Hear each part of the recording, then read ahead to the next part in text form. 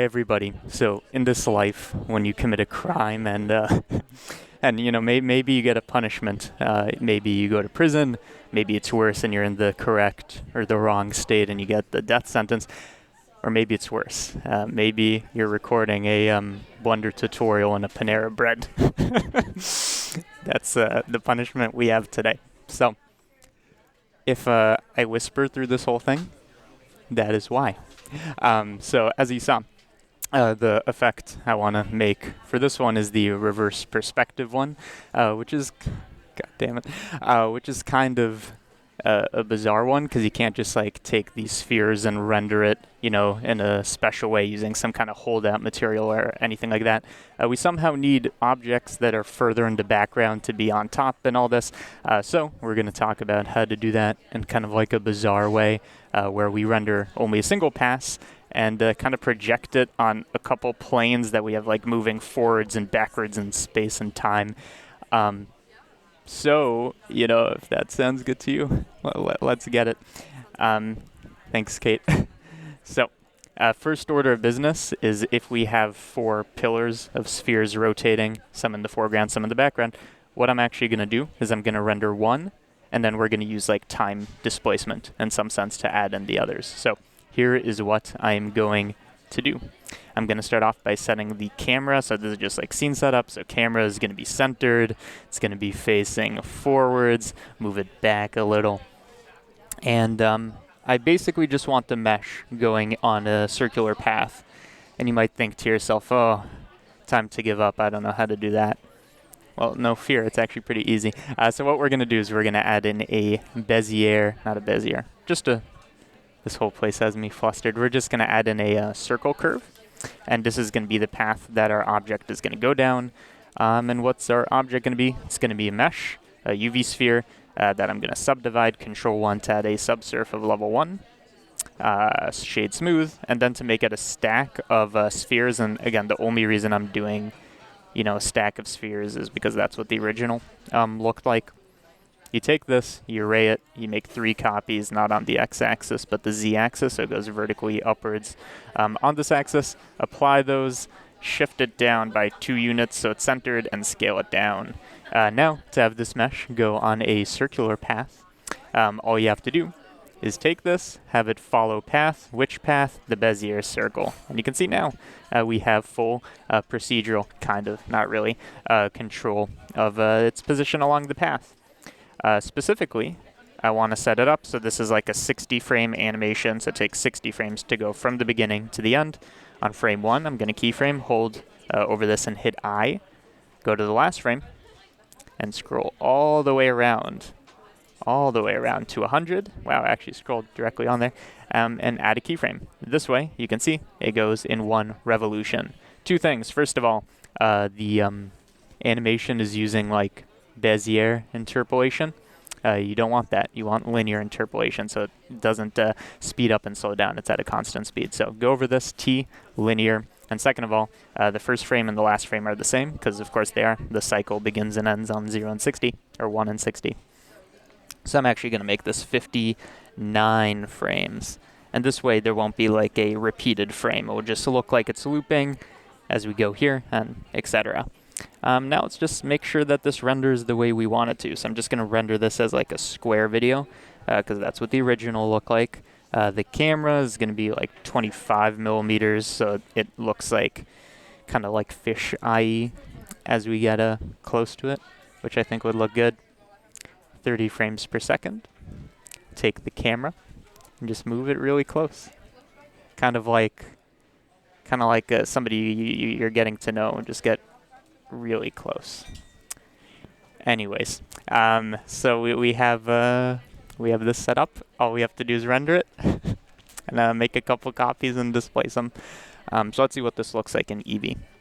So this is what it looks like in like rendered view in Eevee. You could use cycles, whatever.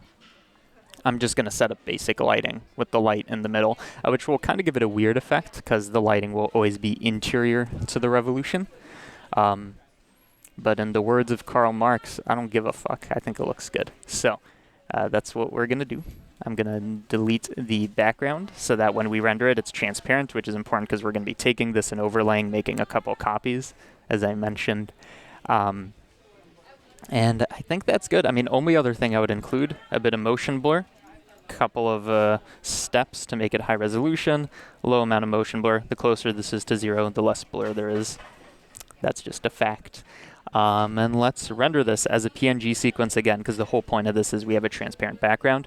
We want the image sequence to have a transparent background, and the whole reason for that is to overlay these kind of like we're compositing, but in the viewport.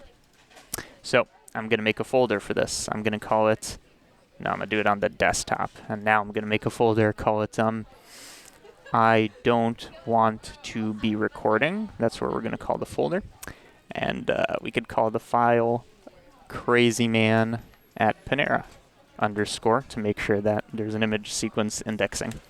Boom. Control F12 to render. And now the awkward wait.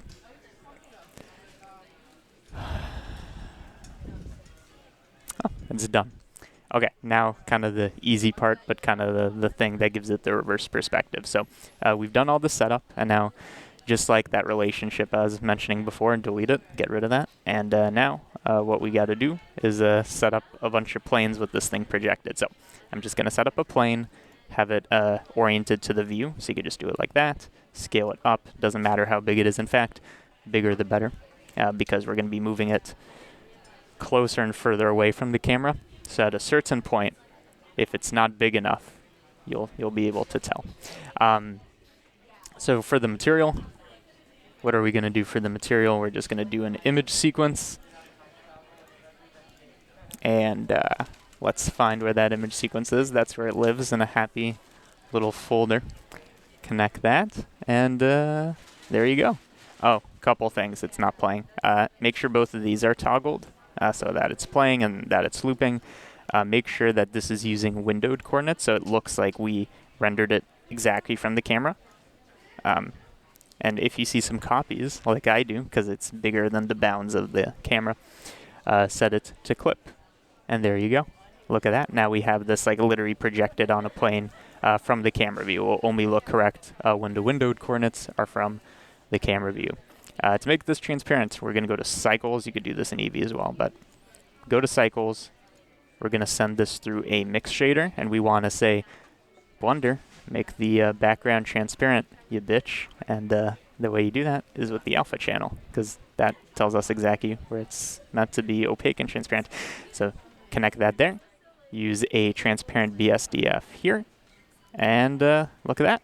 Now it's it almost looks like we have the original scene, but it's actually two-dimensional again. It's on this plane. I don't know how many times I can explain that. I'll call this blend SA. Those who know will know. Not the bad one, the one that would make sense in this context. Okay, so we have one copy. Let's make more. So I'm going to take this plane, Shift D to duplicate, and just right-click so that it's centered in the same spot. Make sure that you create a new material for this one. And for this one, we're going to offset it by 1/4 of a cycle. So if it was 60 frames, this one will be 60 divided by 4. Say it with me. 15. Boom. And you're not going to see anything because they're like perfectly overlapping. So if we just go to view coordinates and move it on the z-axis, which means further and closer away, you can see, we can see it, and we can choose which is in the foreground or the background, which is the whole point of this reverse perspective thing, depending on where we move it. In this case, we want to have it so that the thing that feels like it's smaller and in the background is actually in the foreground. So I'm going to make another copy, Shift D, right-click, make another copy. This one's going to be 30 frames, and we need to move it on the z-axis again. Make a final duplicate, new material, frame 45. So I'm just going by 1/4 segments of the period of the animation. And let's see what we have. So it's not going to be perfect unless I mean, it does seem that like half of the things I do right from the get-go are perfect, but this one might not be. So let's just see. So we just need this to follow the rule of the thing, and you can already see it's not working, but the thing in the background overlapping just for the first 60 frames. So here you can see we have an issue. But is there anywhere where it works? Here we go. This is one where it works.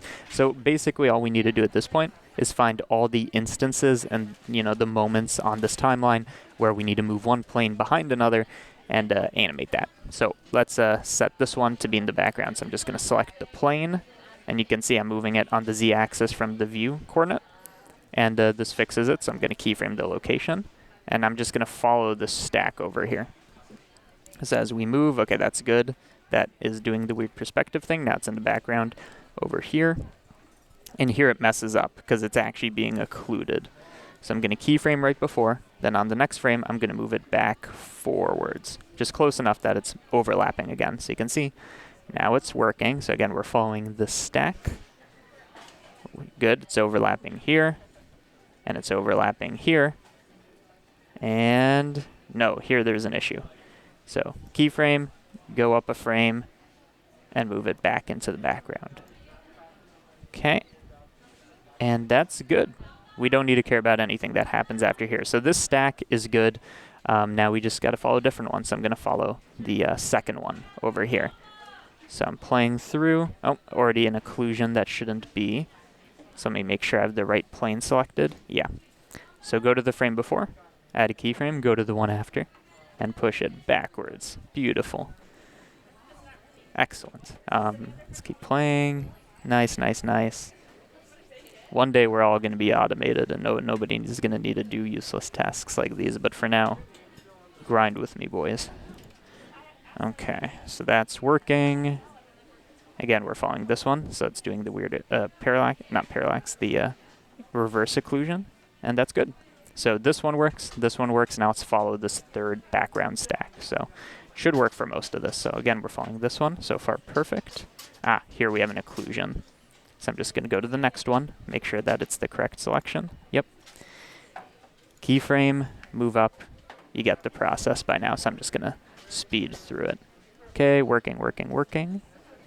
Now it's this one in the background, which shouldn't be in the background. So keyframe, move it closer. And now let's follow it a bit more. Beautiful. Okay, so finally this stack, which I think, because we've done everything else, like principle of exclusion, it should work. So let's see. So we're just following this one. Seems fine. Seems fine. Give me the chocolate. Give me the chocolate. Okay, it's working. So if you look at every occlusion, it's the opposite of what it should be, like opposite day or something. So at this point, you can literally just take this and render it. So you can literally just add it in the background, because it's not going to affect anything. It's not, we're not using any BSDFs or anything. So you could add in the background, make it whatever color, something that kind of matches the scene. Maybe bump up or down the gamma. I can never remember. Down. And now we've created the exact same render that you saw from earlier, except this one was made in the fires of Panera Bread. So, what did we learn in this tutorial? I don't know. I hope you learned something. Have a fabulous day. And it's over.